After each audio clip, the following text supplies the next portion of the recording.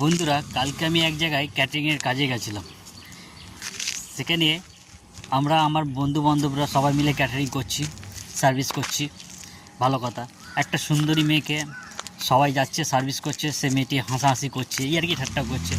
তা আমিও ভাবলাম যাই আমিও একটু সার্ভিস করে আসি। নিয়ে ভাত গেলাম, ভাতটা নিয়ে গিয়ে তাকে জিজ্ঞাসা করলাম, ভাত আর লাগবে আপনার?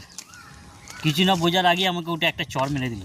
কি বলবো, আমি এখনও বুঝে উঠতে পারলাম না যে আমি কি প্রশ্ন করলাম বা কী করলাম। তোমরা যদি একটু জানো তো আমাকে বলিও। বন্ধুরা, কালকে আমি এক জায়গায় ক্যাটারিংয়ের কাজে গেছিলাম।